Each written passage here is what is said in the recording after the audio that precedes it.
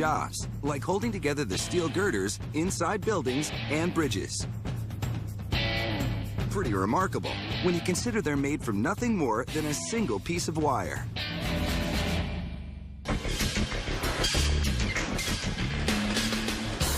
This is the wire they use to make the bolts. It's just a little over 3/4 of an inch thick, or about as big around as a quarter. It arrives at the factory in coils. The screeching sound you hear is the noise the wire makes as it's pulled through machines that uncoil and straighten it so it can be cut and hammered into individual bolts. The wire looks white because it's coated in a powdered lubricant to cut down on friction as it's pulled through the straightening machines. But the wire is actually made of a mix or alloy of cold hard steel and carbon. After it's made into bolts, this type of steel alloy can be heat treated to make the steel ultra strong. Right now, the steel is still soft enough to be shaped into bolts. But first, the wire has to be pulled perfectly straight. Because if there's even a little kink in the steel, it could turn into a weakness in the bolts. To iron out the kinks, the wire is tugged through a set of rollers to roll out the bigger bends and waves. A second machine yanks the wire through a tiny hole or die that's slightly smaller in diameter than the wire. The force of squeezing through the narrow die makes the wire straight and smooth. The tight squeeze also wears away the lubricant and reduces the diameter of the wire to exactly 3/4 of an inch. Or just the right size for bolts used to connect the steel girders inside of buildings. Now that the wire is perfectly straight, it can finally feed into a cold forging machine to be cut to length and hammered into bolts. It's called a cold forging machine because the steel isn't heated to soften it up before it's hammered and shaped. Instead, the steel is cold forged or forged at room temperature.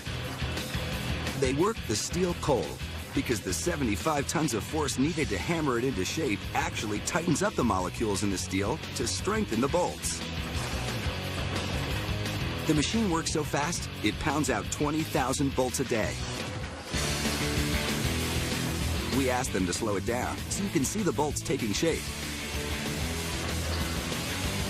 The first die slams the blanks with 20 tons of force to compress the steel into a slightly thicker top.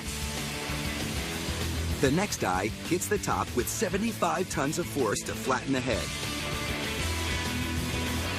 The last die trims the round sides of the head to form a 6-sided shape known as a hex.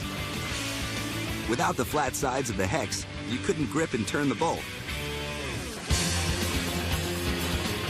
Now all that's needed are the threads or grooves along the shaft the nut screws onto to secure the bolt. To cut the threads, the bolts drop one at a time between 2 grooved plates inside a threading machine. The plates work kind of like a heavyweight pasta maker, rolling and pressing the bolts with 50 tons of force into the grooves in the plates to form the threads.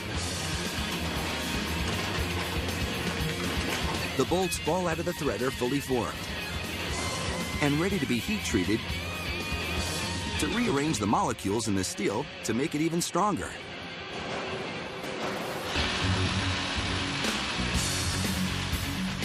It takes 2 furnaces to heat treat the steel. The first one is heated to a blazing 1650 degrees Fahrenheit, which is just hot enough to rearrange the molecules in the steel without melting the bolts. A quick pass through a second furnace at 1050 degrees solidifies the steel even more. Once they cool, the bolts are put to the test. To pass, they have to be able to hold at least 40,000 pounds before popping apart. This one, 47,000 pounds. That's one strong bolt. Small in size, but able to hold together some of the biggest buildings around.